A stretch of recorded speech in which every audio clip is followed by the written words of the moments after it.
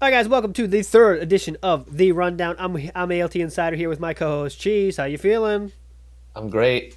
Getting ready for this, man. Still on that 70-star grind, I see. Yeah, it feels like forever, but it's gonna happen. You'll get Patience there is one key. day. You got it. You got it. You got it. But let's get into the topics, the speedrunning topics of the last 2 weeks, I guess. The biggest one I want to talk about, Grand Pooh Bear blasting the speedrunning world with his news of Grand Pooh Bear's speedrun sessions. So, quick rundown of what that is, real quick, for anyone who doesn't know. It is a live event where it's an interactive experience with Oats and Goats, Spike Vegeta, Andy, running games at an arcade. Cheese, what do you think? Well, first thoughts were, what is this about, right? So, it's pretty interesting to see on the website. There's a website on Grand Pooh Bear's Twitter. You would see he has a big post on the web. You could check out the whole explanation, and there it talks about it being an interactive experience, right? So, like the first question is interactive speedrunning experience or session, as he put it. What is this going to be like? Is this Yeah. going to be marathon? Is this going to be like, yeah, walk in and check this out kind of thing? Yeah, we're just doing speedruns. He's going to just be uh, basically being interactive and teaching everybody in the back like what's going on. So I'm really excited to see how it's gonna be performed. Yeah, I got to, what's it going to be set up like? Like, I was wondering if it's going to Yeah, be just like here's the show and here's where the speedrunners are running and we all watch them, but then they said the interactive part, so maybe it's not like that. Grand Pooh Bear going to tell us how to do some tricks and stuff? Is he going to tell right. the people? And we should say this is a place where there's alcohol, right? So it's going to be everyone getting lit and also playing video games kind of thing. I don't know. Yeah. That's the thing, the big questions, and it will be streamed, so we'll all know the answers soon when it happens in April, which we should say is on April 4th, which is not that far away. Before our next show, it'll be on. Mm. And I also want to know, not that people say I worry about money too much, but I want to know, it's free admission. So are these guys just doing this to promote Red Bull, or is this something that they are set up themselves to create income for themselves from the bar or something for bringing people in? I have no idea, That's a but good you question. know what I mean? Like, is this something other speedrunners could also do themselves as a way to get more, revenue, right? Could Cheese go around and Right. say, I'm doing 64 runs at your nearest bar in Spain? Could you do that? Is that a Yeah. thing? But we'll see. We'll see. We'll see. Any other So thoughts on that? Yeah.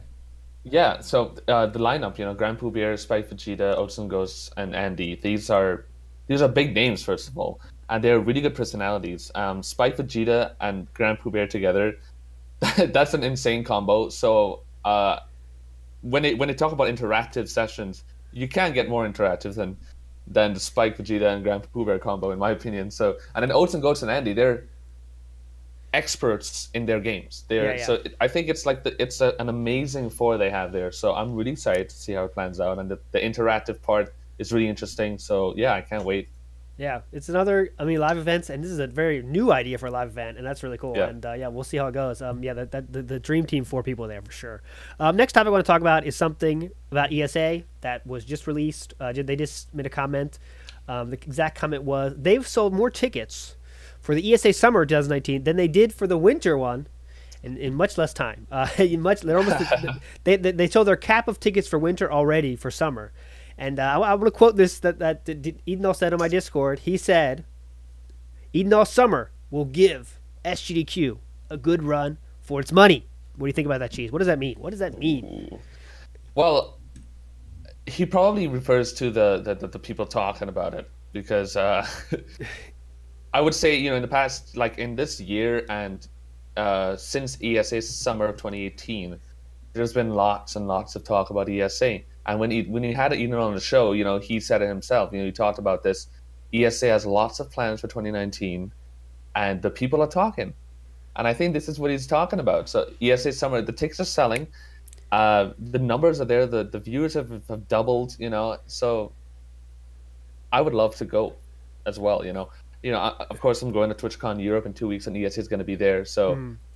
um, it's gonna give. I would agree. I would have to say the same thing. It's probably gonna give SGDQ a run for their money. In terms of people talking, in the speedrunning community, people are gonna start paying attention a lot more to ESA after this event, I think. Yeah, I think it's. I wonder what he means exactly. You know, because there's a lot of ways to gauge that statement. But yeah, ESA has always been. They're doing a lot of things throughout the year. That's one thing they've done that's way different than GDQ side of things. Is they do things very much throughout the year. I know GDQ's probably been working on that in the last year or so with the podcast they do and the kind of quick fixes. No, what's it called? Hot fixes they do. But ESA is something that they do very consistent things throughout the year to help themselves grow. So we shall see what that means. Last news thing we want to talk about is the man Nimpok. What did he do? Cheese, let us know. Okay, so yeah, so Nimpok, there's a new thing in Banjo-Kazooie, a new skip that was found a few days ago. Don't hate me, but it might be 2 or 3 days ago. I'm not 100% sure. But a guy named Nimpok, it's called an Nimpok skip. There's a part of the game called Furnace Fun, which is the last part of the game right before the Gruntilda fight, which is the last fight of the game, right before the end of the speedrun. Furnace Fun has always been, you know, that part of the run when everybody's like, no, oh god, you know, it's and back in the day it was very, you could lose a lot of time on it. Some of it was RNG based, and you would get questions wrong and stuff like that. So the new skip was found where you can skip pretty much almost the entirety of Furnace Fun, and I was told that it saves up to 1 minute and 50 seconds, almost 2 minutes of time save, which means that sub 2 is easily gonna happen very, very soon. And of course, as everyone knows in Banjo-Kazooie, sub 2 in Banjo-Kazooie 100% has been like the goal. It's like the sub 140 of Mario 64 120 Star, or the sub 4 in OT 100% forever. And now this trick has been found. It's like, it's going to happen. Now everybody is excited. Everybody's grinding runs, of course, now, and people have already gotten PBs. And of course, we're going to show you guys a clip very soon of Dickest Khan, made by D-Whatever. A clip of Dickest Khan, beloved Banjo-Kazooie runner, getting the trick for the first time and getting a PB on it. And yeah, it was super exciting, and it was the first time he's done it. Doesn't matter.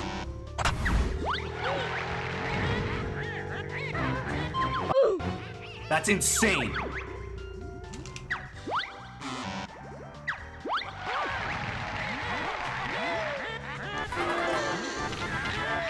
I got it first try. I got it so fast. Oh, yes. Oh. Yeah, what are your thoughts on this DLC? Yeah, it's one of the coolest. Every time a big trick is found, and it's one of the coolest parts of speedrunning, right? Is when you see this cool, like, especially games been out forever, a long time, and people have been grinding it for a long time, and to find something like this, I like to watch the streams where they are working. You ever seen people like working on trying to find glitches? It's really cool. Like, it can be really boring when they don't work. Hunters. You know, those can be really boring as well, because 99% of the time you don't find anything, and it's like, I think something's here, but there's nothing. But when you see it happen, it is really cool. And shout out to Nimpok as well. I want to see. I want the clip for Nimpok to be on here as well, because somewhere on the show, because that's worth it as well, because his reaction is really cool when he finally realizes he found this glitch for sure. But yeah. And even today, people are grinding in today. People are putting times all the time on this game. So yeah, Banjo-Kazooie community, I'm sure, is loving this little refreshment of the hype for their game. That's really cool. So, but before we get to our interviews for the day, let's get to our league updates with our man, the man with the plan. Simply enjoy. Big Sam. What's up, everybody? It's your boy, Big Daddy Jones, Simp. And man, I'm pumped up because it's the first league. It's been a lot of fun, and it's coming to a close. We got 1 week left, so we're going to go through and do a little check and see exactly how all the leagues are stacking up. Now, first up, Mario Kart Double Dash Time Trials League. Goomba, of course, still holding strong at the top, but Optimistic Emo and Loth John, very, very close, 126 to 123. Could see some movement going on here.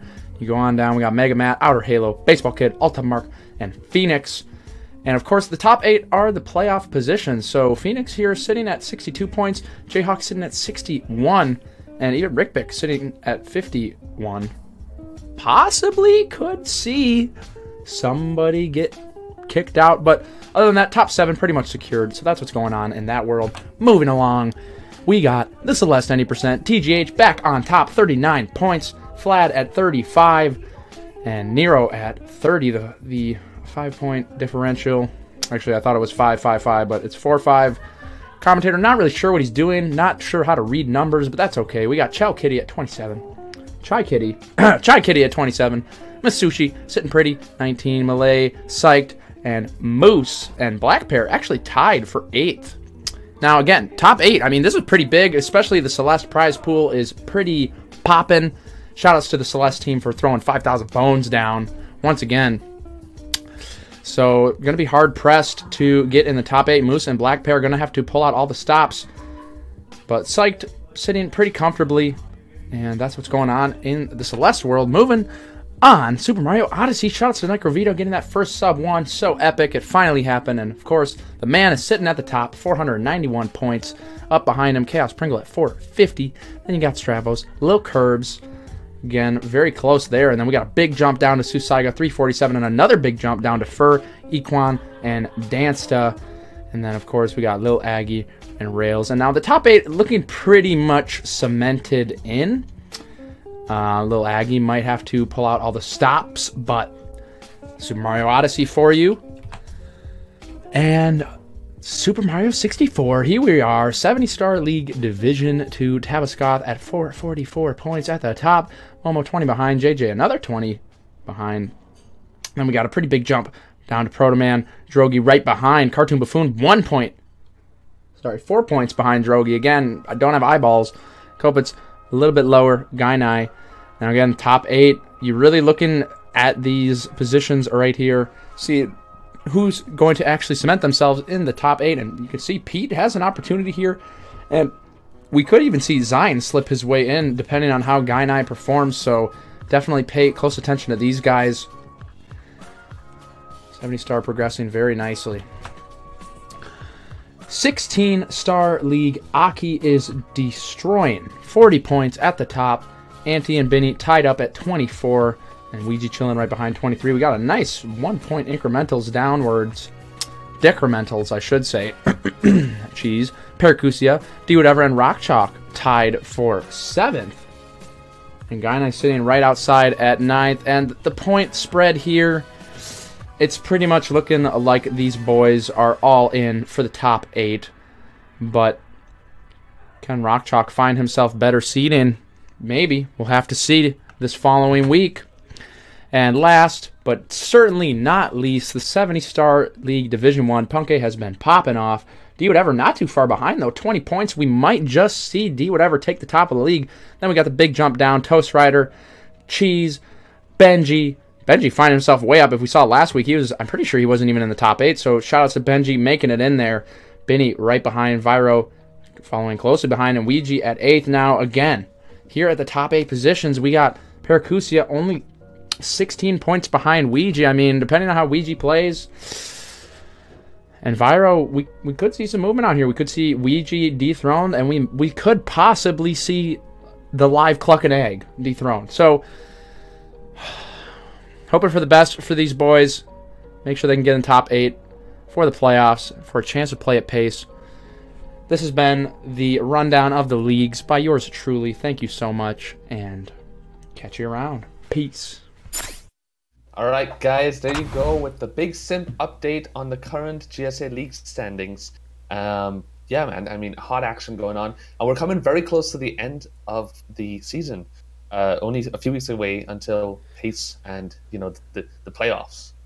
The big ending. The big top 4. Yeah. Yeah, so coming up we have our first interview with a very, very, very prominent member of speedrunning. His name is the one, the BigJon. only. The BigJon. The one, the only BigJon. So what do you have to tell me about this guy? He's someone that, for me, and we have a lot of stuff up here. His 5 GDQ appearances, obviously. He's done a lot of stuff for speedrunning. I remember watching his rise, his very fast rise into prominence. Yeah. He just has a very unique way about him, and how he does his stream is very unique as well. But yeah, what about you? What are your thoughts on him? Right off the bat, very, very wholesome person. Very easy to talk to. You know, he never has a bad thing to say. Yeah. And he always is welcoming to every community in speedrunning. He wants to showcase and highlight any game that he can, you know, and it's a great thing to have in the community. And sometimes sometimes there could be a lot of negative or stuff going on or drama, and he's always there to just make things happy again. Yeah, he's the rare person that's like, there's Yeah. there's nothing negative at all. He even he talks about it. He doesn't, if it's something negative, he doesn't even talk about it. And that's not, we didn't even mention in the kind of getting people there fundraisers he used to do, and that's something that if you think about it, that's just incredible. He used to put on fundraisers to get people to GDQ, and that just shows the show what kind of person he is. So yeah, here's our interview with the awesome BigJon. Enjoy.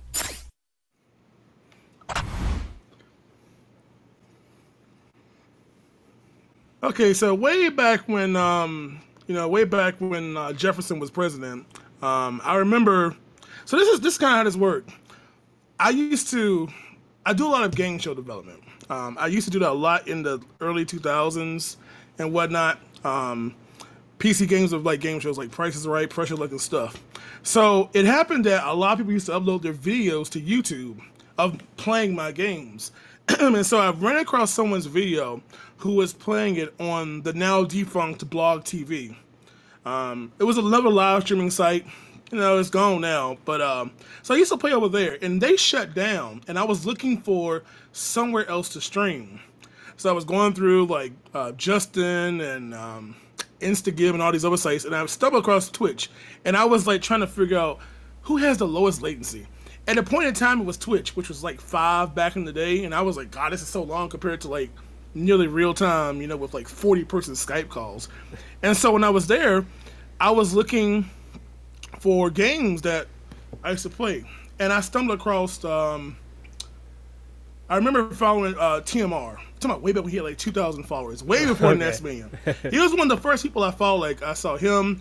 I was like, God, he's playing Battletoads? I was like, what is this timer on the side of the screen? I had no idea what this stuff was. Like, why is he timing himself? And I saw him. I remember seeing ZFG, and I think I first remember seeing him do a super slide across the terminal field. I'm like, wait, how is he doing that with a bomb? Like, that's cool. How did he do that? And this was in 2013. Okay. And it was right before, obviously, AGQ14 started.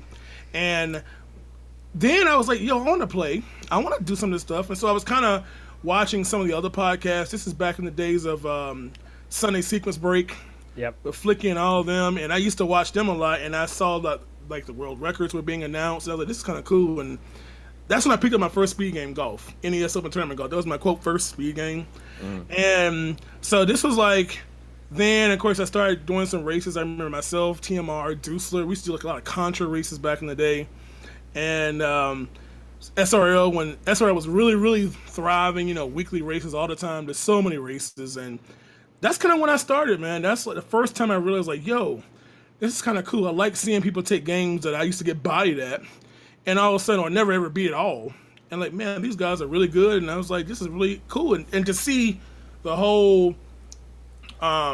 community of people, sites of like things like SDA that I never realized that was really what it was, because I used to watch those videos a long time ago, and I realized, man, some of these are actually, quote, speed runs of people trying to go as fast as possible. So that's kind of when it started, man. Kind of mid 2013. That was my first time really discovering the world of the speedrunning thing.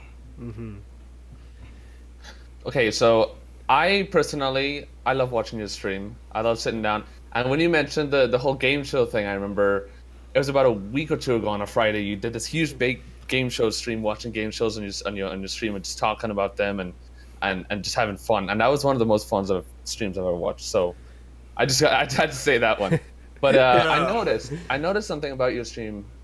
You tend to keep things very family friendly, very community based. What is the reason for that, or is there any real reason? Well, here's the thing, and it's kind of funny because a lot of times I'm like, I hear, it's like, this is just how I was raised. I was raised with my grandparents in the country. We didn't cuss. We didn't do all that freaky deaky stuff. We just, that's just how I was raised. So a lot of times people think I'm holding back, but I'm like, if you've known me for any time, that's just how I am. That's how I am in person. That's how I'm in real life. So, like, when you see me on stream, that's how I'm in person. There's no difference. I'm not one of those streamers who has a show per se. You know, I mean, there's nothing wrong with that because they have their own stream persona in real life, but that's just who I am. So because of that, it may naturally, especially in the Twitch world where, you know, there's some crazy things happening in some streams. And sometimes it attracts people, and sometimes it may push people away because they feel like, oh, I can't see what I want to. I'm like, you know what? There's no hate because my stream, just like anyone else's stream, is not for everybody. You know, if you like it, if you want a nice little chill, comfy atmosphere, you can't worry about a lot of the silliness of the world and Twitch, you need to step away from the problems you may face in real life, yo, you're welcome. You know, we sit and chill, we leave all the drama, because there's enough drama in the world as it is. We don't need to add to it.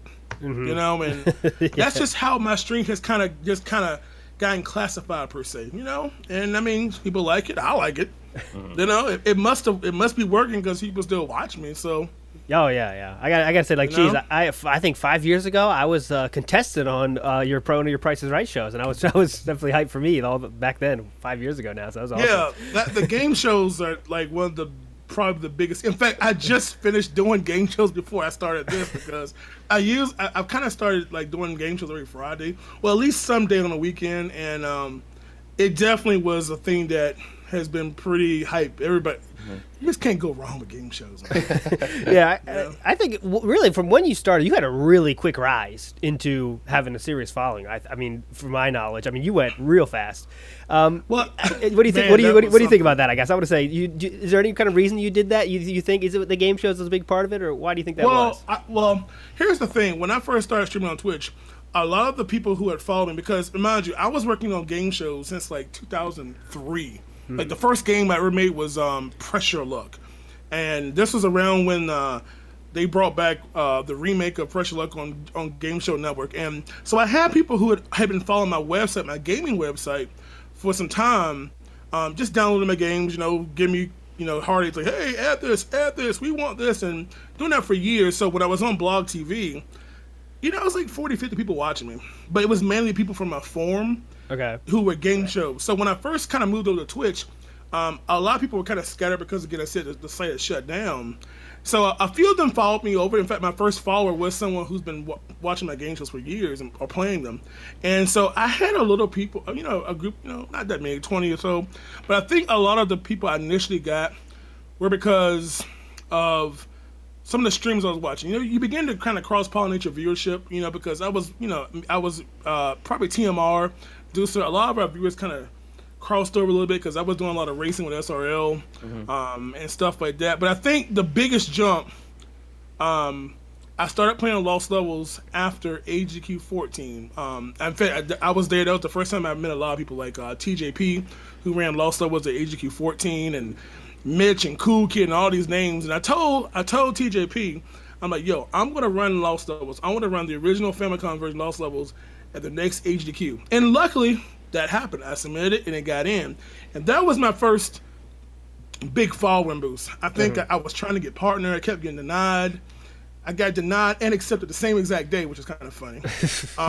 But it was my first GDQ. I think I had about 7,000 followers-ish after streaming. And then after that GDQ, I had like 20,000. I had like 10,000 followers. Someone, in fact, I was sitting beside Mitch.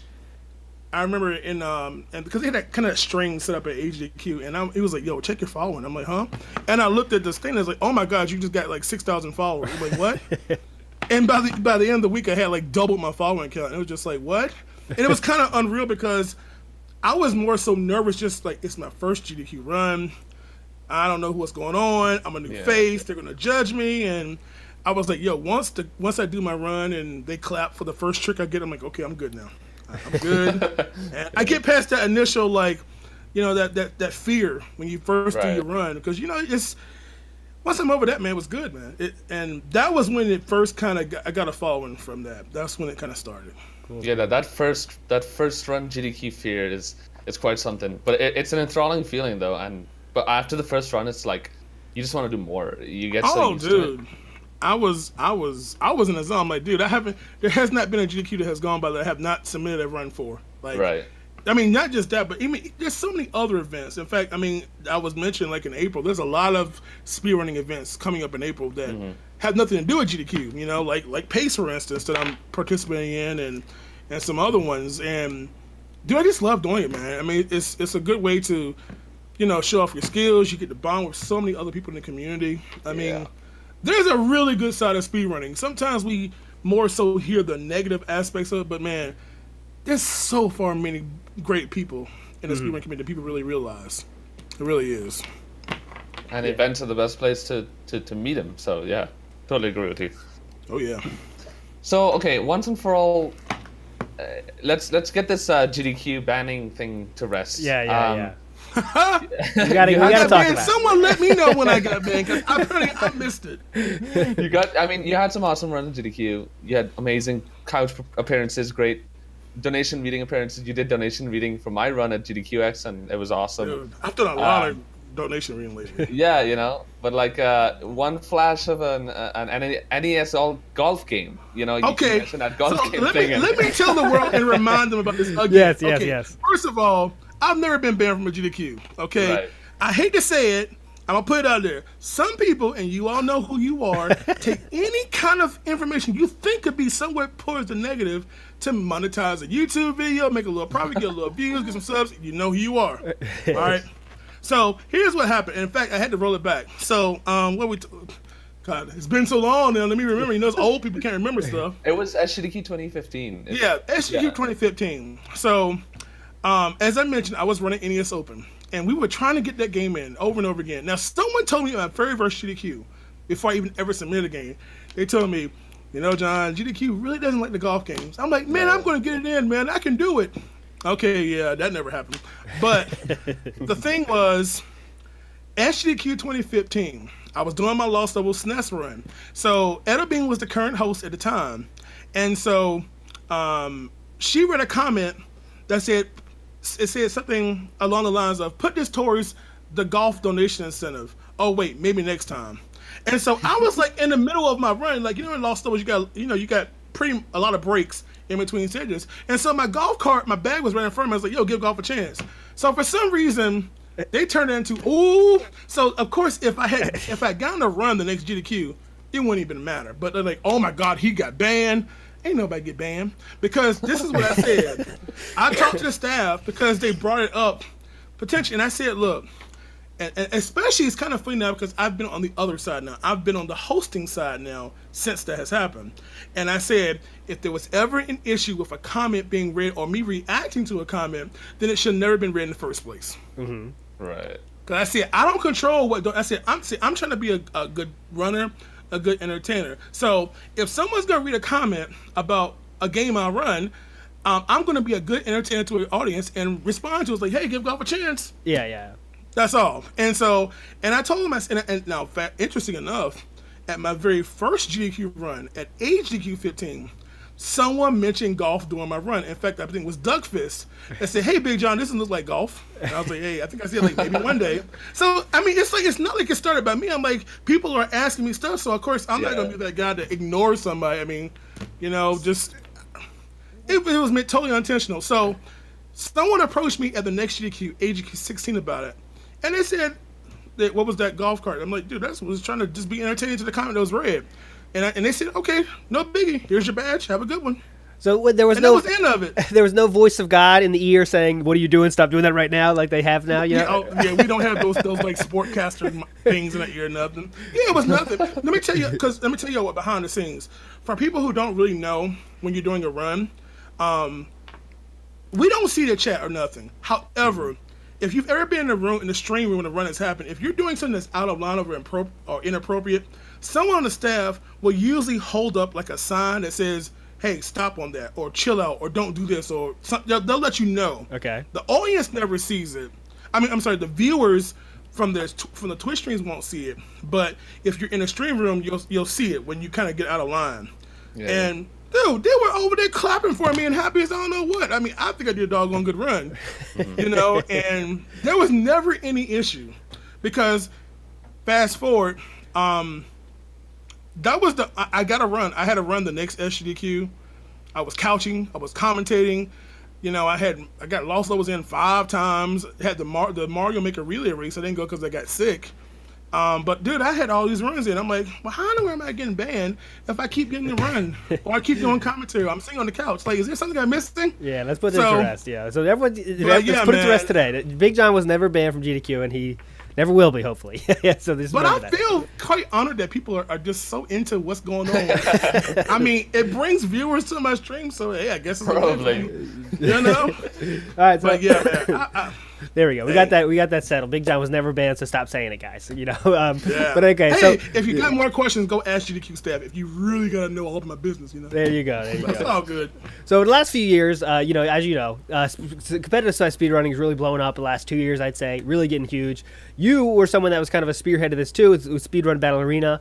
Right when that kind of started, these leagues were kind of coming too, and you did do the first Battle Arena. The second one kind of you didn't make happen because it was tough to compete, right? Could you talk about that a little bit? What was going on there? Why you didn't do the second one? Why the first one happened and the second one didn't? Yeah, I realized that, and this is kind of part of the reason I did Speedrun Battle Arena was the fact that, you know, esports and speedrunning is very, very new. It's very, very in its infancy, and I wanted to do something that not only did that, but I realized that there's a lot of other games.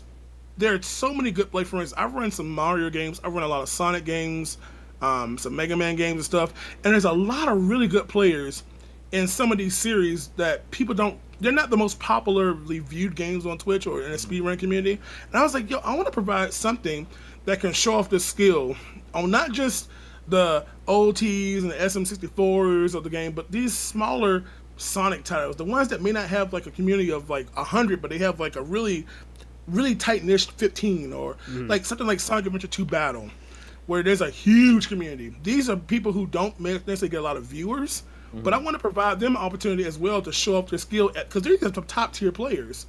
And I really wanted to do something in a competitive nature that not only can show off their skills, but hey, we can give them a prize on top of it, you know? And the first one was really, really good. We had a good turnout. You know, we gave over $2,000 away. Yeah. Between 20 people, 20-ish people, and it was really good. So in the second one, I wanted to do it again, but I realized since the first one, there's a lot more things happen. There's a lot more tournaments. There's a lot more competition. I mean, Twitch got stuff. GSA's got stuff. There's a lot of local events going on, and I realized that even for me, balancing that with my own stream and myself, involving myself in other charity events, I'm like, man, I'm really kind of spreading myself a little thin. Yeah. You know, I don't want to neglect my own stream because, you know, I was doing a lot of commentary for like the Link to the Past tournament, which is pretty cool. But it's just like I can't forget my home base, my main people who watch me and who would follow me for years and years and years. So I was like, you know what? I don't want to rush and seem like, oh God, I wish I had somebody. I said it's just easier to just cancel this one, come back at a later time when I have less on my table, you know, less on my plate, should I say? Because it's a lot. I would love to do it, and I don't have to like take out say 10 games and cut it down to say 3, because I wanted to involve a big variety. Like I had things like Getting Over It as a possible option. Yeah, right. Dude, there's tons of people who run that game. I'm like, God, that game is like hundreds and hundreds of people, you know. But just to see like a new title, and of course, if you do an event like that and you have a pre-chosen list of games, there's always gonna be somebody who's like, oh, where's this game? You know, you can't please everybody. You're gonna fail every time you try to please everyone. So, but I said I'm gonna come back, try it again later. You know, maybe I could get some backing behind it, or who knows? Maybe I'll merge with another group. Maybe something that has more visibility, maybe more funding. Because you know, I don't make a cent off this. You know, I don't. Everything that's put into it, it's a crowd-funded thing. Everything goes back to the players. Yeah. You know. So, but I mean, I'm happy that I did it once and it was a big success. Yeah. You know, I feel like I made my little contribution to the competitive side of speedrunning. You know. Yeah, definitely. You know, someone's got to start these kind of things. You know, someone's got to take the initiative for these things. You can't just all sit and wait for someone else to do it. Someone's got to get the ball rolling. So I feel like I helped that ball roll, you know, amongst other people as well. Yeah, that's a good Yeah, point. a lot of people tend to do that. They tend to be like, well, when is somebody going to do this? Oh, wait, I can do it, you know? So you just got to go for it, right? Yeah, even if it takes those kind of unsuccessful tries, you know, it takes a lot of unsuccessful tries to make a new speedrunning event. You know what I mean? Like that's a good point for sure. Yeah, and not just an event, but just like anything. Just like I remember way before Speedrun.com even existed. So I was like, who's gonna make the site that has like a one kind of primary place we go to look for speedrunning? And I remember Pac, before he even started stuff, is like, he was trying to get stuff together and stuff. And I was like, hey, someone's got to get the ball rolling. Now look at it. Mm-hmm. It's like, that's the primary site when you're looking for something speedrun related. I mean, there's still other little sites that have been previously established, but, that's number one right now. Yeah. Turned into his career, basically. But anyway, yeah, go ahead. Go ahead, Cheese. So, Pace. You mentioned, we talked a little bit about Pace before we started this interview. You'll be a runner at the upcoming Pace in 25th of April. It's a very tough time slot, It's right after the big 120 star race. They set me up. How do you feel about it? Dude, I'm happy, man, because here's the good things. I was mentioning to someone on my stream, like, you know what? I'm like, okay, so we got all these people, all these gods of Mario, of 3D Mario, and you got Knucklehead Cheese up there, and Simply, and shout out to Simple Flips, and the return of Siglemic, and all these people. I'm like, so I was like, maybe first of all, since there are going to be 5.3 trillion people watching that, I'm like, yo, I can have some of that viewership leak over to my game. Oh, yeah. It's like, hey, so I'm not going to do any BLJs or nothing like that. Hey, I can jump, I can fly with a bunny ear, and hey. But so I'm pretty stoked, man. I mean, just having a chance to even participate at all, because, it's cool for me because Pace is local to me. It's here generally in the DC Metro. Really no farther than I drove when AJQ was local to me as well. So I'm pretty hyped, man. I get to show off some Mario. I actually play a game that's not Mario Lost Levels for once, so that's always a good thing. Yeah, I think it's good. I mean, I think it shows they had confidence in you to be that next person, because that is kind of Siglemic's return, and the three other titans of Mario 64 are going to be there's going to be a lot of people watching for sure, and they counted on you to be that, hey, don't go away, we still got some good stuff coming, and it's BigJon, See, I would think more like, okay, they're going to have me as like the hype man to like get them ready for the big event, and it's like, no, I'm like the dessert after the main course or something. So, but yeah, it's pretty hype, man. Good way to put it. And you like to call yourself the big chocolate, so it's perfect. I mean, who doesn't like dessert? I'm just saying, Yeah, man. One more question I want to go is, your stream, I say, is the kind of opposite, speaking of Siglemic. You remember Siglemic's old streams where it was a screen and a game, and that's it. You watch a guy play a game. Your streams kind of had the opposite effect. You got a lot of stuff going on. You got awesome, animations and stuff. Is that? Can you talk about that? I think you kind of were one of the first people to have that kind of crazy level of stuff going on, and that goes to your skills, right? You have the skills to do that yourself, right? To make that stuff.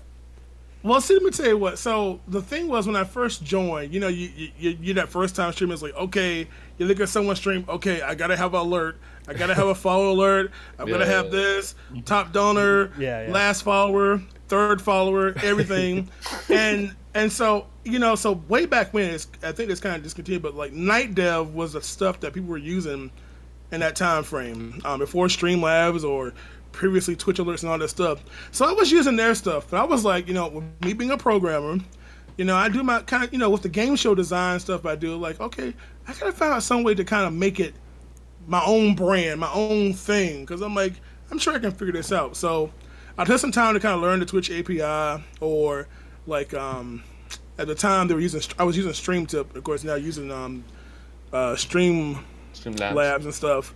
So I was like, as long as I can access the data and find out a way to access the data, I can do what I want to with them.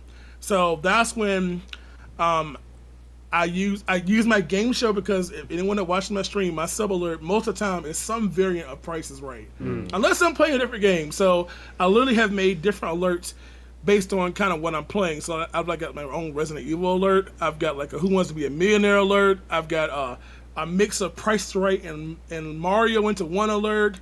I've got a lot of stuff, and I wanted to kind of have like that's me, like that's my brand. Like I wanted to have my own thing that was unique to me, because a lot of people use the same stuff, but I think part of Twitch and just in general, you kind of want to stand out. You don't want to just be like the majority, but it's those unique things that people see about you, like, oh man, how did you do that? Like I do my own chat stuff, Like they can actually see their own avatars and stuff. They're like, how do you do that? I'm like, don't worry about it. I ask that question every time I watch it. Every time I watch a stream, I ask myself, how does he do this? Yeah, man, I have like 2 programs running on my computer. I have one that is basically interacting with the chat. So I read all the chat stuff, and chat is like IRC based. So I basically parse all that stuff like just like that, and we parse out the message, their sub badge, the chat color, their all their badges they have, their and do it all in a moment's notice, so it shows on my chat. And I usually have to chat on my layout most of the time because we all know eventually some of the Twitch videos, when they get old, the chat's gone, and you kind of want to see the chat's reactions. Yeah. So that's why I usually leave chat on my streams, but that's just what I've been doing, man. I've got that, the game show feel and price. I mean, people love it, man. I mean, it's just a thing I've always done, man. It would not be me if I didn't do that anymore. Right. Yeah. And it's just been a unique thing because when people come in the stream, they see it with the first time, like, whoa, how did you do that? Because like I don't know if you ever seen it, like when someone tips in my stream, I generally have like a little spinner, and the numbers are spinning around, and you never know when it's going to stop. Oh yeah, that's sometimes awesome. Troll it. Yeah. So sometimes I troll it and make it stop on a number. It's not really the real number, and especially with the millionaire one. Like the millionaire one is just like the show. Like when someone says final answer, it's like doom doom doom. You just see incoming tip. Yeah. And you don't know what it's going to be until it flips around, and it's just so cool, man. It's just stuff that. It's a lot because I do all my own stuff. So I'm doing all my alerts, the programming. I do all my layouts. I do, it's a lot because a lot of streamers do this like either just pay someone to do the stuff. Yeah. Exactly. Gives you more time, but I guess that's kind of the responsibility and the pride I take in my own stream is just, I can truly say my stream is my stream. Yep, I did that. And it's just what I do, man. I feel like I know so much. I should be able to apply it to my own stream. Oh yeah. That's actually crazy. I can't believe you do all that by yourself. I always thought that there was at least somebody giving you guidelines or giving you like templates or something. Man, that's even more crazy to me. I'm just kind of figuring out as I go. I usually sometimes I may have like my own layout for just speedrunning, or sometimes I may make a Mega Man theme layout or a Mario theme layout or whatever I'm playing, and it's just. and anyone that knows me, I always change my layouts. Like I change, I'm like, okay, I'm tired of this one. Couple of months, okay, new style. Just to give somebody something new to look at and whatnot. Yeah. Cool. Awesome. All right, well, I think it's time we get any other question you want to ask, Cheese? Last chance with BigJon here before we get to this or that. No, I think we're good. I think we're good to go. Okay, sweet. So yeah, John, we're gonna keep you around for our segment we like to call This or That, and that segment. This is pretty hype. So what we're gonna do is give you 2 choices of things. One or the other one, and you got to choose the one you like. And you explain why. It's always good too. So, Cheese, I'll let you go first. Which one is yours first, this or that, for both me and John here? All right. So this week I have something talking about events and stuff. So might as well keep on that kind of topic. So this or that. A lot of people see events that are going on and stuff, but like the thought, I guess, of attending the event never really comes across their mind. So I guess I have a question. Would you personally, and you think that most people tend to think this way, people tend to prefer to attend an event to meet their favorite friend, their favorite speedrunners, and watch the runs live and get that experience, or people prefer to just watch it at home and they're like, nah, it's not worth the money for it? What do you think personally? What do you think about the community in that decision? I mean, I would always say if it's financially possible to go.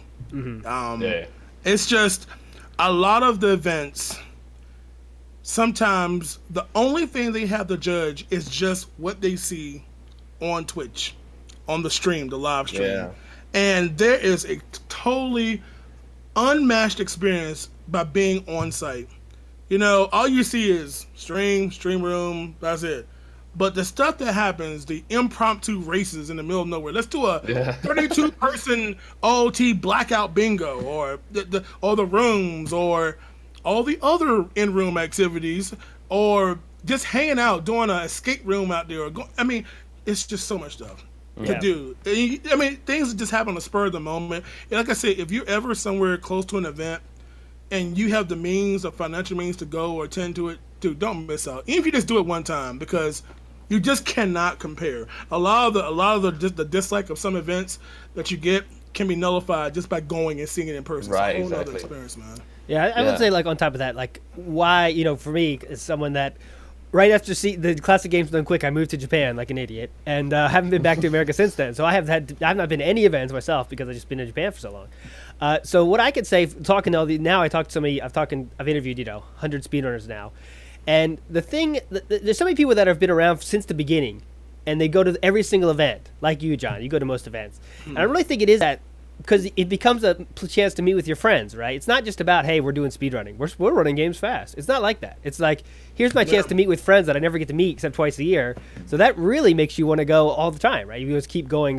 So it just makes it takes to a whole other level of, like, people watching that only can watch like me. It's like, here's the stream room. That's what we see. That's the only thing we see. And as that's changed, right, some people think it's a negative as the changes have happened, right? Oh, there's a lot of empty seats. There's a lot of, it's not as cozy as it used to be. But what goes on around that has gotten even better, right? Because you guys can still, do all this other crap around there, It's one of those things, and it's kind of funny as hell because the very first GDQ I went to, and this was AGQ 14. The first things I heard from somebody was like, "Oh my God, there's so many people here." Now, of course, to me, this is my first time going, So I'm like, okay, if you say so. I didn't have anything to compare it to. Now, of course, fast forward, 5 years, 5 AGQs, 4. I'm like, man, because I had to think about, because I've done some stuff in, like, the TV stuff, and, like, you want to have enough seats for the packed games, obviously. Yeah. And people forget, hey, people actually go to sleep sometimes. You're not going to have 1,500 people awake at any given moment in the stream room. You don't want to have somebody knocked out on streom or nothing like that. Which has happened quite a bit. Yeah, used to happen. And oh, dude. So it's just like, I think like for GDQ, for instance, they tried that tight camera shot at my first GDQ. With they angled it elsewhere, so you always saw, like, a setup that's kind of similar to older events with just a few people on camera versus the whole thing, and it's just a visual thing. And I mean, you ask any cinematic major or something, it's always about those tight camera shots. You don't want to make it look like, oh my God, is anyone even there at all? Yeah. But they kind of have been trying things with that or any other event, and yeah. That's what I say, man. You just gotta go, man. You just gotta go. You gotta go, guys. All right. So, all right. My this or that is for about. I guess, Cheese, you can answer this first, then John, you take it. Turbo controllers, right? Kind of a hot topic these days. Should they be allowed? Should they be allowed on the same leaderboard, or should they be allowed, but they got to have their own separate leaderboard? What do you think? A lot of people talk about carpal tunnel problems. Simply. Shout out to Simply. Yeah. He's messed up right now because of that. So should they be allowed? Should they be allowed, but have to have their own separate leaderboard? Cheese, you take it first, then John. I guess you're referring to one of the things you're referring to, at least, is like the Smashbox thing that they had, where it's like the buttons and the joystick. It's kind of like the fighting pad. Yeah, kind of like that. Yeah. So I remember there was a video that I can't remember who made the video, a YouTuber, about the new Smashbox thing, and they made a video of them speedrunning with the Smashbox. That's Apollo Legend. And right, or Apollo Legend, and he was playing OOT and showing, look, you could do every trick in the game using this thing, and look how easy it is. It's like, and I was like, oh my gosh, like, and of course there was discussion about it in the Super Mario 64 Discord. Now, I don't think they ever came to a consensus on, like, should we use this, should we allow this or not, and I think there was leaderboard talk actually too. I think personally my thoughts on it is, like, it depends on the game, first of all, right? So, and in that sense, you'll have to kind of, like, take a lot of games and test them in a in-depth speedrunning way to see if it actually, like, makes it easier or changes the game or not, or the experience. But I know, for, like, OOT is a good example that I know that Smashbox could possibly make it a lot easier. And I would probably have to say, this is a tough one. I might be leaning on, if it does change the game and make it a lot easier in that sense, then you probably would have to get some sort of separate leaderboard system, because it would change things a lot. Okay, so Cheese is game dependent, but sometimes okay, sometimes not okay. If it doesn't change the game too much, then it's okay. John, what about you? I mean, I think one thing that I've always thought about, and unfortunately it doesn't really affect any game I really run, but I know that sometimes there's some devices that people can't afford. I remember remember OT, how like if you ran on the IQ, it was faster because there was no lag and stuff. And I was like, man, if you have an IQ, which is a pretty costly cost, you've got a leaderboard advantage over someone who doesn't. You know, and I was always like, if it's something that someone has to purchase, it'd be a little unfair to those who may not have the means to make it happen. Right. I mean, even people who run on emulator, because not everybody has a computer, capture card, console. Those speedrunning is not necessarily cheap. When you're really trying to invest in the best you can have, you know, forget like high quality capture, but just the bare necessities and stuff. Yeah. So it feels like it would almost be easier because there are some games where your mashing is a skill. Yeah. Like Contra. Having a mash too fast in Contra is bad. Yeah. Having a too slow mash is not good. You got to have that perfect rhythm for, like, for instance, in the base levels, that straight spread shot. That's a skill. Yeah. Turbo would mess you up because it's going to go too fast. Yeah. You know, unless you have one of those toggleable switches like a NES Max or whatever the thing was and stuff. So, I mean, I feel like a lot of those games should probably roll to another leaderboard. I just to keep any like, well, you had a turbo control, no wonder you have a better time. It just nullifies that whole conversation. You know, just like a lot of games have MU versus console, because some there's actually a difference. Some the community says, hey, let's just keep them separate. Yeah. Because, you know, people might try to get a couple frames here, a couple frames there, and all of a sudden, whoop, you just swap leaderboard with somebody. Yeah. You know, ultimately, I don't care because I don't affect none of my games. Yeah, but it's just, I think it would be easier to separate those kind of things because of, you know, hey, you had an advantage. You can just hold the button for 7 minutes versus I have to sit here and give myself, you know, issues. I have, physical hand issues. There's so many speedrunners who they can't stream, they can't play. Their hands are just gone. Yeah. From either moving or mashing and. Yeah, dude, we gotta have like a healthcare for speedrunning these days.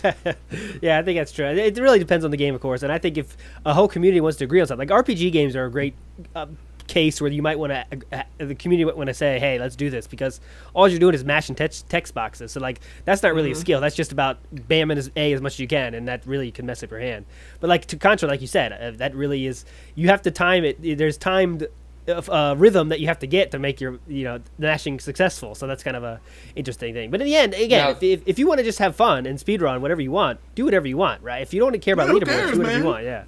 Go ahead, Cheese. Turbo controller, bust out ZSNES as your emulator. Hey, who cares? There are actually, adding to that, the text mashing point, there are actually some games, and I know OT is one, where how you skip the text or how you read the text, you can optimize reading text and pressing A or whatever.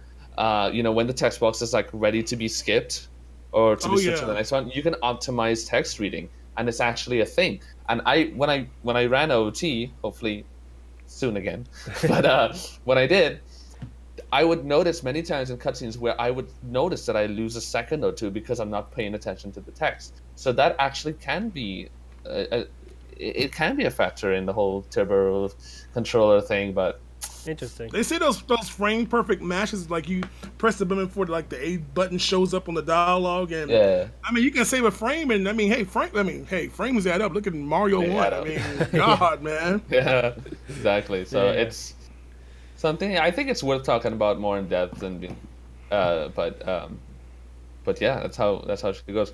Okay, so I got a second one for you guys. Sure. Yeah. Okay. Cool. All right. So, Smash and Splash 5. We talked a little bit about it on the last episode. Smash and Splash 5. GSA. They invited GSA to be part of their event. GSA is going to do some stuff there too, some league finals or whatever. So, since Smash and Splash is a huge Smash event, there's some talks about GSA doing something with Smashers, right? Okay. So I wonder what you guys prefer to see at an event or at this kind of event.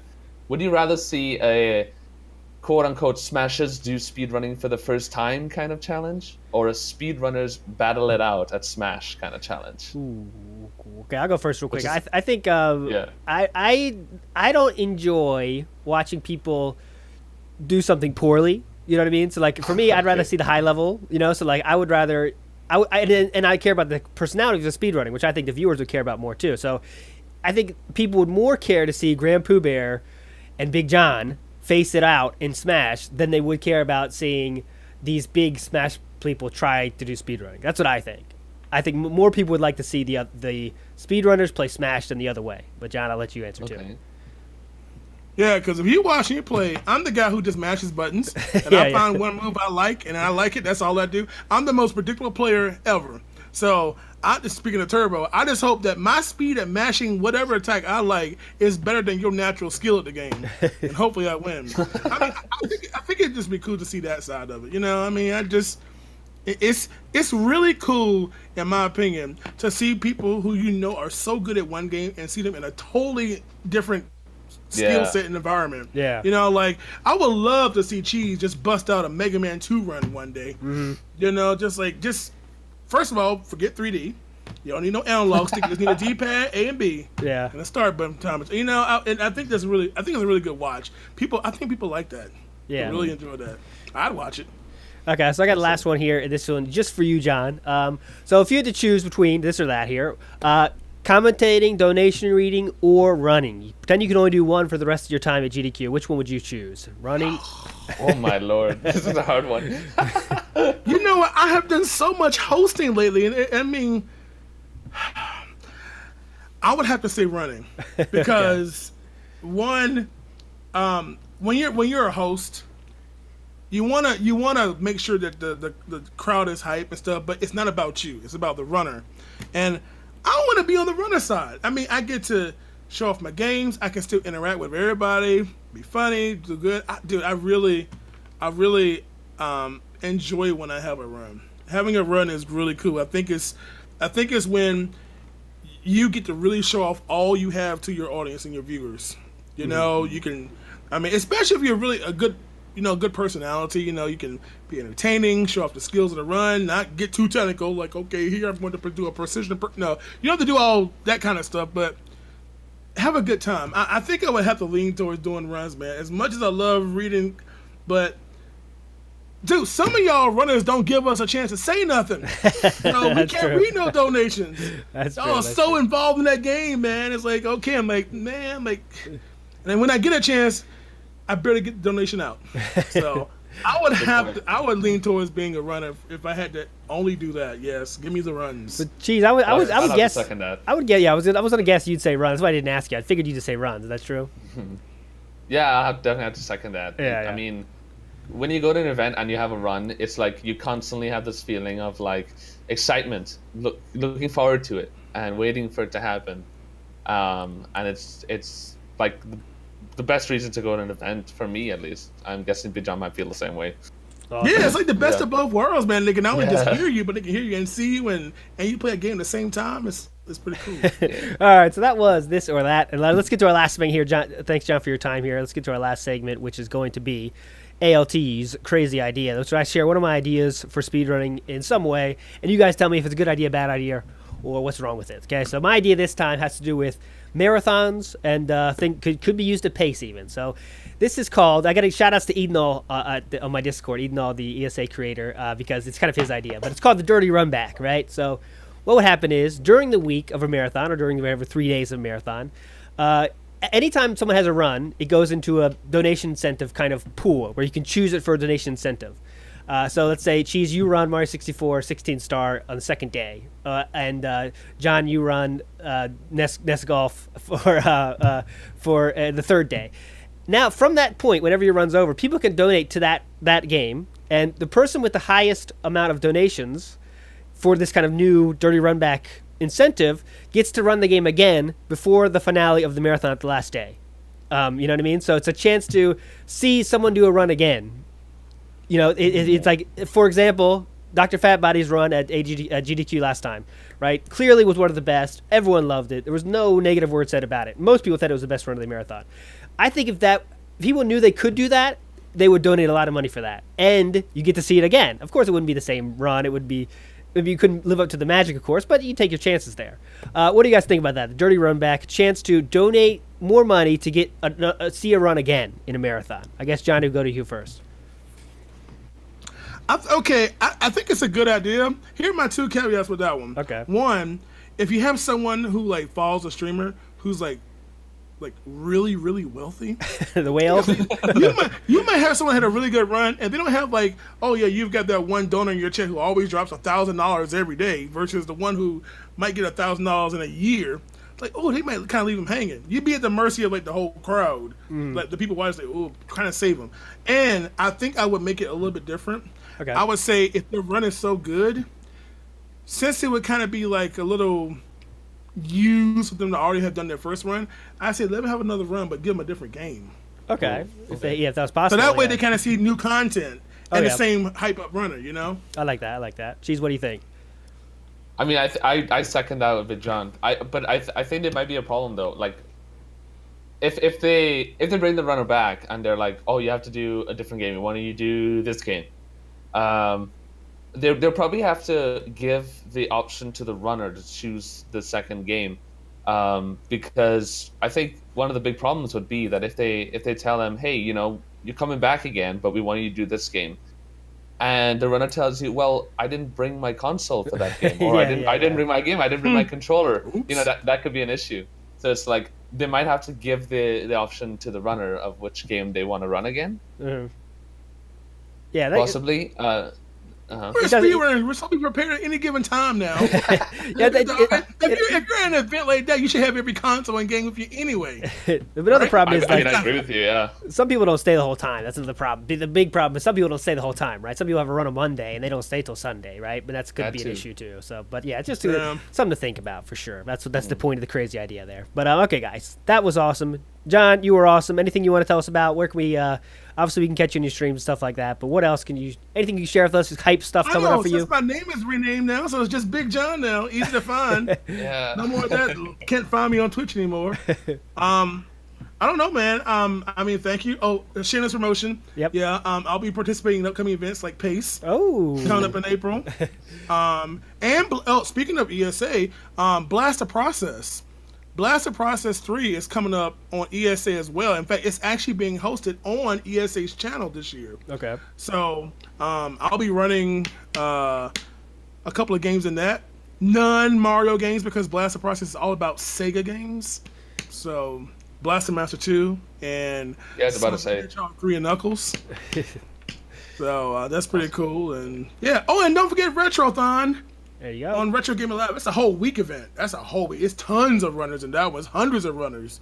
So I'll be running 4 games in that. None of them lost levels. Wow. So, but yeah, man. But just, hey, thank you all for having me on. It's pretty good. This is my first podcast, if you can believe that. Oh, really? Wow. I actually can't. Okay. Yeah, man. Well, the first one that was talked about, and we actually did it. Okay, there you go. So I appreciate it, man. I definitely appreciate it, and I hope you all can, if you want to, drop a follow. Drop.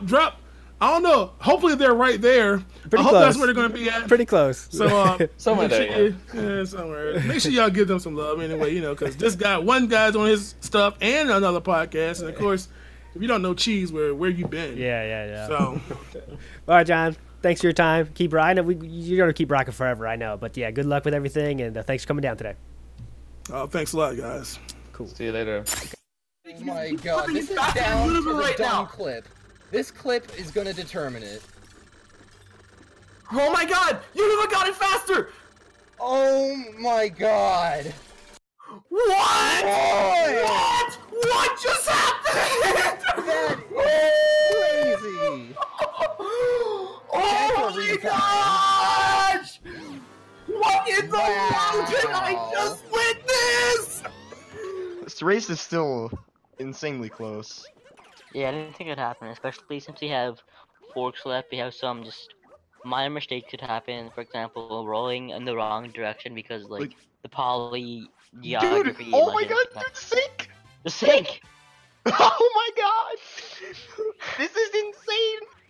Like, this is actually crazy. What is this? It's like basically sink. This is crazy! What? Aggie actually pulling ahead a little bit. Aggie's like 0.2 ahead. I can't do this. Oh What is this? This is insane! Oh my! It's actually synced now. It's Dude, the the same most thing. satisfying forks ever. What? It's... Oh! Oh my god! No! Oh, no! Aggie, Oh, no! it's dead! Oh no! No! Oh! No! The sink! It's all over! No, It's the over! sink. It's over. I feel No. really bad for Aggie there too, though. He has to like hope that Toast Rider just gets really nice invested elevator in movement. that Marvel movie. Commentator bringing up past horrors. Toast Rider watching movies. Can't focus. One throw. Climax approaching. This is so scary, dude. One missed throw. If he misses another, he can lose. Rock Chalk in the house winding up. Toast Rider, another missed throw! And that's one throw for Rock Chalk, the game that he needs to be in the top 8 for the playoffs. Is Rock Chalk 19 going to make it today? He missed, I think. Wait, no, he That's got it. it. And that's right behind. No! Wait, No rebound for Rock Chalk! Toast Rider wins, I think. Wait, no, That's a missed throw from Toast! And Rock Chalk lands it and takes the W! Moment, you couldn't ask for a better race, a more historical moment in the 70-star league. Rock Chalk creeping on the outside, but that is going to push him into the top 8. That's insane. Awesome highlights there, put together by the wonderful D whatever. Next up, we have a debate between Runnerguy2489 and dannyb21892, two huge names in the Ocarina of Time community, been around for a long time. The question we gave to them was, should Virtual Console and Nintendo 64 have their own leaderboards on speedrun.com? What do you think about that, Cheese? Right, so this has been a topic in OOT for years. It's always been a debate, back and forth in the community. And, as things stand right now, the leaderboards are all together, and it's always been like that pretty much since the beginning. So, there's a few questions that we want to bring up here, and these two guys are very keen on being part of this discussion. So really excited to hear, the differing opinions. But yeah, competition leaderboards, they go, they're really close together. Yeah. And, sometimes that's one of the questions, like, is competition overlooked sometimes? Do we think that leaderboards need to be taken more seriously, or is it more of like a casual approach and more of kind of just like the comfort within the community of what they think is I guess easier to deal with? And with that said, let's get right into it. Let's introduce these guys. All right, welcome everybody to our second interview.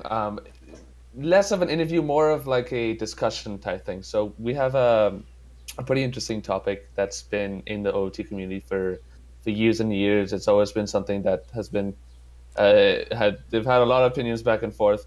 And today we have two very prominent members of the OOT community, Danny B and Runnerguy. How you going? What's up? Hello. Basically, we're just gonna have another discussion on this topic, which is basically leaderboards. Leaderboards in Ocarina of Time, leaderboards on speedrun.com. Basically, it's where all the PBs go. It's where all the competition is in speedrunning, right? A lot of people would say. So we're going to have a little discussion here on what these two think about the current situation on the leaderboards. And, should it be separated? Should it be kept how it is right now? And yeah, so we're going to start with Runnerguy first, I guess. Give us a little bit of insight on what your thoughts are on how the current situation is on the leaderboard system and what you're thinking. Well, I've probably for many years now kind of wanted to see the N64 and Virtual Console kind of split. It's always felt, I've always been a Nintendo 64 runner, and oftentimes, it's not always been, but oftentimes it just feels like if I'm going to be playing on Nintendo 64, I'm already at an automatic disadvantage, and it kind of, I lose some motivation in regards to trying to strive to, be at the top of the leaderboard, knowing that I already potentially can't. So I guess for clarification, I guess for everyone listening, what is how much difference does it make, right? I guess is a good thing to say, so people out there know. How much of a difference does it make from VC and the 64 Runnerguy? Well, I mean, it obviously depends on the category, but I think one of the major points to split them would be that in a lot of the major categories, the routes are not just like, it's not just one or two things that's different. The routes are quite different. Like VC is off doing its own thing with using Deku Sticks as adult, which the Nintendo 64 can't do.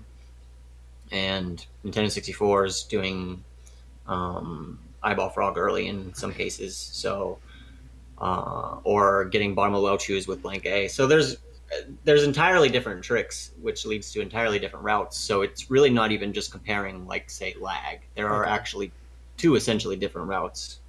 And I've just always felt if the routes are going to be that different, if it's a big enough community, you have people that like have a preference for VC or N64, that they should kind of be competing against, you know, themselves.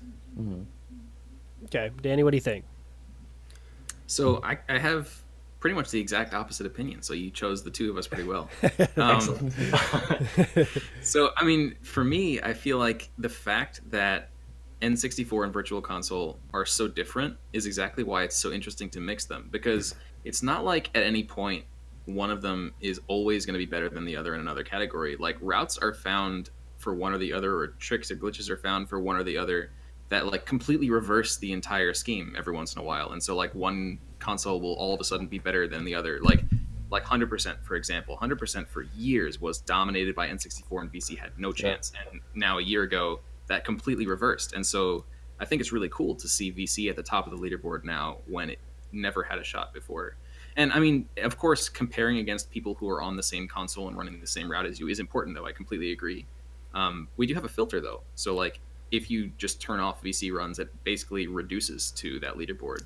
So it kind of has the same, it has both sides of the coin, right? You can compare against everybody and see what console is currently the best for the category and see how much better it is. But you can also just filter, and then it becomes whatever leaderboard you want it to be for each individual console. I have a question. Yep. About the filtering in particular. Yeah. If I filtered for 100% right now and 64, what would the fastest time be? Pop quiz. I mean, I assume it would be. Oh, I guess does it not show ZFG's 410? I'm not sure. I actually don't know that. If it does, yeah. Because I mean, as you flip back and forth, as you said, 100% flipped back and forth several times, and you know, for years it felt like Virtual Console was essentially abandoned, right? Right. If the leaderboards were separate, I feel like over those years you would have had both of them kind of competing, you know, not meshed together, as you said, but you'd still have Virtual Console players that would be working on routes, whereas that route was completely forgotten about until, you know, recently. And I agree that, you know, the surge of people playing on VC, finding the route for that is super cool. And now it just feels like N64 is the one that's potentially been abandoned until some, you know, new thing gets found. And it seems to me like there are more benefits of having both communities, both consoles kind of going at the same time rather than flip-flopping back and forth over the years. And I know 100% is kind of a unique case in that regard, where it actually has flipped back and forth, whereas some other categories might not necessarily switch back and forth as much. But so I guess you feel like the existence of a separate leaderboard would do more to spur on the people who would play on the other console to like play more? To play on the console that they would prefer, yeah. I feel like if they were separate, then you would potentially still have people working on the Nintendo 64 route. Whereas it seems like right now it's just, you know, as soon as VC became faster, all of the momentum went there from both sides of the community. And I feel like there's a certain abandonment issue. Well, there's definitely a bunch of people. There's an N64 Hundo Discord channel in the OT Discord, and there's still exists. a dedicated group of people who are still working on routes there. That some people still play on N64 even still, and they're working on stuff. So I mean, it would definitely be good if they could have their own leaderboard, I guess. But I don't think it really slowed down the development of that. Like there's some people who are like N64 purists, there's some people who are VC purists, and there's some people who will just always flip-flop for whatever's fastest because they just like playing whatever's fastest. I'm one of those people. I kind of just play whatever's fastest at the moment. But there's still like at least 5 people who are N64 purists for Hundo, and they won't switch no matter what, and they just are more interested in optimizing that category no matter what. So I guess a quick question that arises is, what happens to the people that do prefer one platform, and then another platform takes the jump and it's way faster? What happens to those players who are like, damn, my N64 is not, it's not viable anymore for 100%. It's just doesn't make sense. So what do? I feel trapped now. That's what happens to them, I guess, is the question.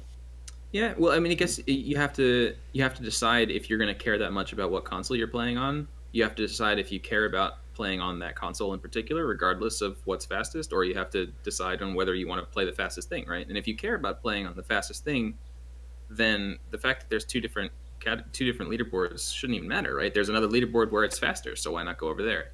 But if you just care about N64, then just play on N64. It doesn't matter what's faster. Like, for a long time, IQ was fastest for any percent, and plenty of people just didn't care. There's IQ is actually still faster for glitchless any percent, which is what I have been running most, and nobody cares. Nobody wants to even touch IQ, right? So it's just like sometimes you just don't care about another console, and you just focus on the one you're doing, and like the fastest time for that console might as well be your world record, because that's your universe. It seems like, though, this is a really unique for this game, right? I mean, I'm not sure if it was because the IQ thing and Narcissa with the work with the IQ, it kind of set the precedent. But this is really unique to games, right? Like, you can use whatever that system you want now. It's VC or not VC, but it's still a different way to play the game, and that's not really done in any other game, right? I mean, there is no other game that has a system where whatever version you want to play is fine, right? I don't think so. I think a lot of games allow multiple versions in this regard. I don't know that they have necessarily the problem that Ocarina of Time has, where there are so many versions available, and it has gone, switched between which one is fastest over time. Yeah, I mean, we even have unresearched versions. Like, nobody really knows if there's anything unique on Wii U, because nobody wants to play on Wii U. Like, there might be insanely cool glitches to be found on Wii U, but there's just no community behind it because nobody wants to play on it. I'm going to raise a quick question here. Another one. The leaderboards themselves. I want to know you guys' opinion. Do you think that people look at leaderboards, no matter what, you can't help the fact that people look at leaderboards as a competitive platform, and because of that, that's what drives a lot of people's opinion that it should be separated, because if they want to play an N64, they would have their N64 leaderboard, and people who look at the leaderboard can look at that and be like, oh, this is cool. I could follow the N64 guys and the VC guys. They're both doing their own thing on their own consoles. It's even more things for me to look forward to so that I can follow. What is your opinion on that? Do you think the OT community does not cater for the fact of for the competition aspect enough? Do they just prefer the kind of like, no, everything together? What is your opinion?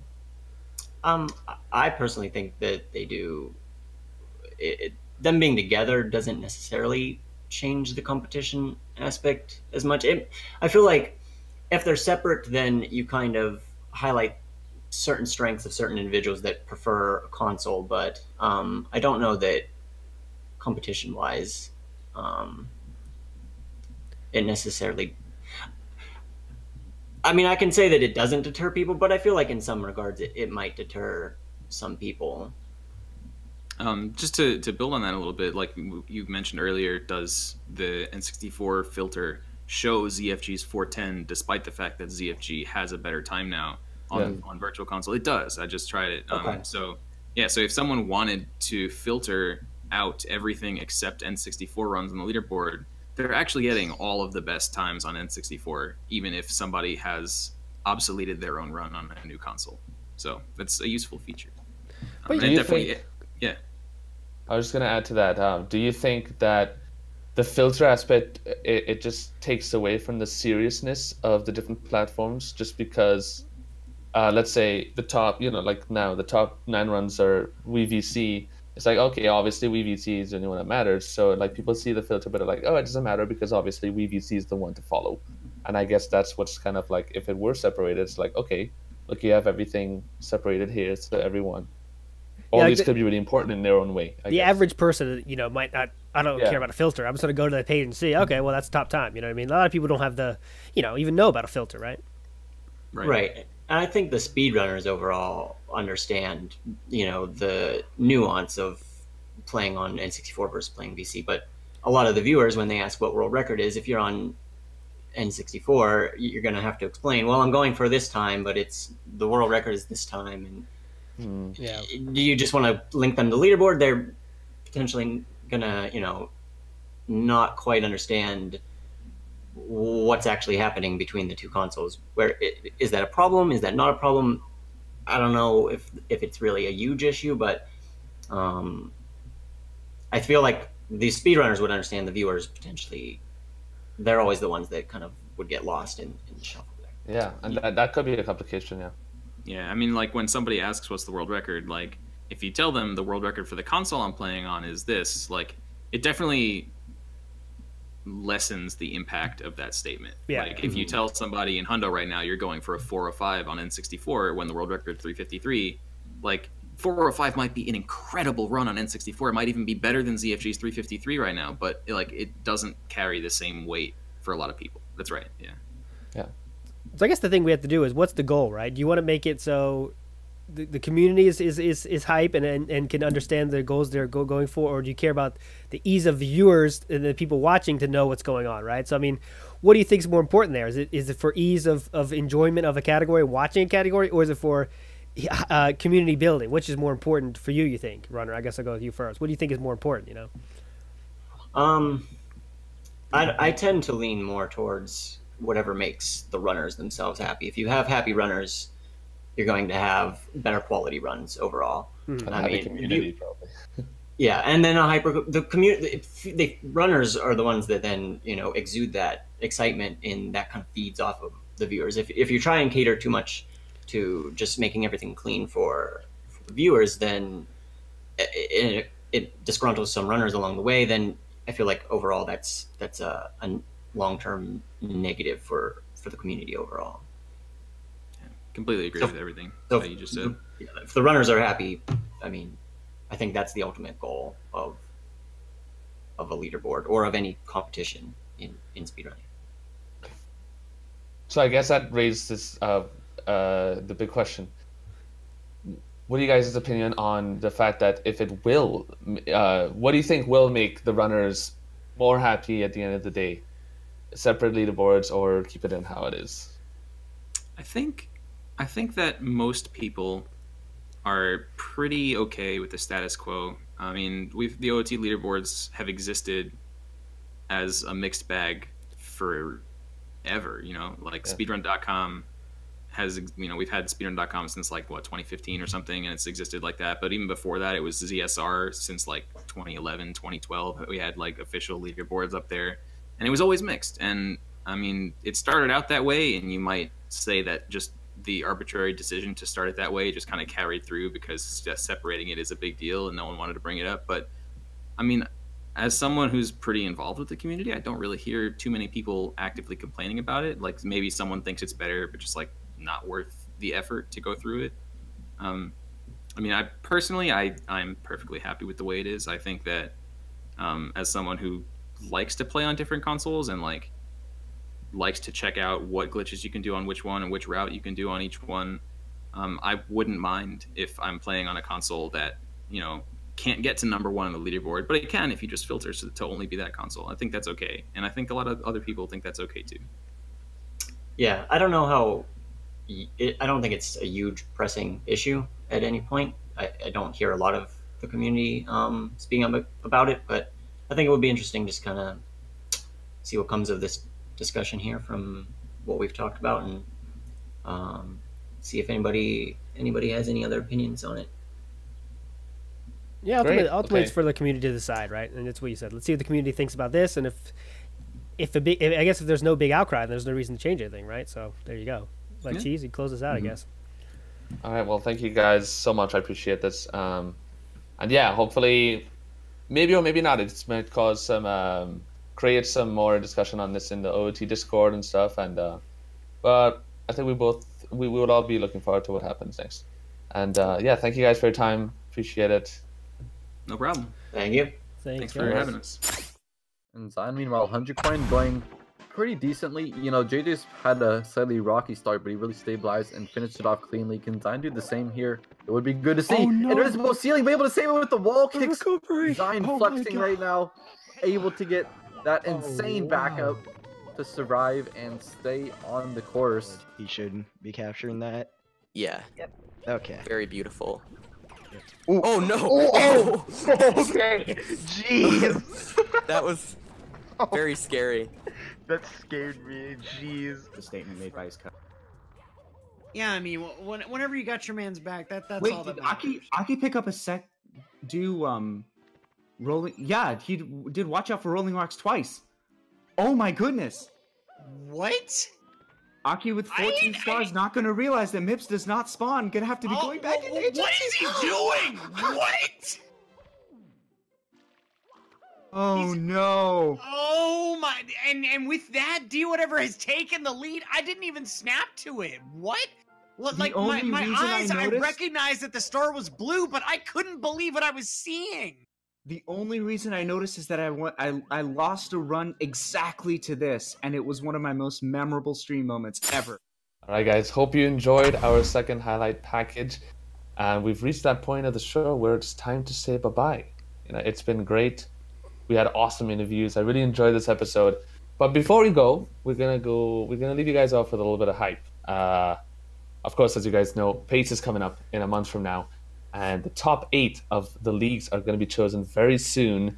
And then from that top 8, they have to do playoffs to see who makes it to top 4 to then perform at PACE for the grand finals. On the big stage. Yeah, on the big stage. And are there any runs or anything that you're looking forward to, ELT? Yeah, besides that, the top 8 getting whittled down to the top 4, which will be at the, awesome live event that we're all hoping to see next month. Next Sunday, which is the 31st, 8 p.m. Eastern Time. It doesn't take a genius to know this is going to be good. TGH versus Fledervy, which is, two of the titans of Celeste, one of the hottest games going right now. Anytime those two can butt heads together, I always want to see it. So that is the one I'm looking for the most from the next week, for sure. What about you? Yeah, I would definitely... There's a match on Tuesday between Stravos and Sweet Saiga for Odyssey 100%. I think that's going to be... It's a potential, decider on how the top 8 is going to be kind of structured as well for Odyssey, because your place in the league, of course, matters too. Because the better you perform and the higher you are in the league, like the first place would play against the 8th place, for example, for the playoffs. Yeah. So they want to perform well. They want to reach on top so they can potentially have an easier chance to make in the top 4. So that is also a really important match, I think, because Stravos is currently in 3rd and Sweet Saiga is currently in 5th. There you go. So That's it's like a 3:45. pretty close battle. 3:45 on the 26th on Tuesday. So it's tomorrow for you guys watching the show live. And that'll do it out. Shout outs, of course, to our guests, everyone involved. We have BigJon on the show. A huge shout out to him. Danny B. Shout outs to Runner Guy. We had a lot of good talks today. I think it's as we're going, our show is getting even stronger and stronger. Anyone you want to shout out, just G's? Edenal for awesome ESA work as usual, and the same. I agree with you. I'm right on par with you guys. The OT community. There you go. In general, I think I would like to give a shout out for because putting up with this this discussion that we had today. I know a lot of people in the OT community sometimes they've spent so many years talking about this. Sometimes it's like they're so tired of it. But shout outs to you guys and thank you for having patience. And yeah. I think that pretty much wraps it up. All right, guys, we will see you in 2 weeks. Again, we do a show, it's a bi-weekly show. So we'll see you on April 8th, 9 p.m. Eastern Time for our next show as we get ever closer to the awesome PACE live event. But, as always, for Cheese, this is ALTInsider. Thanks for watching. Stay hype.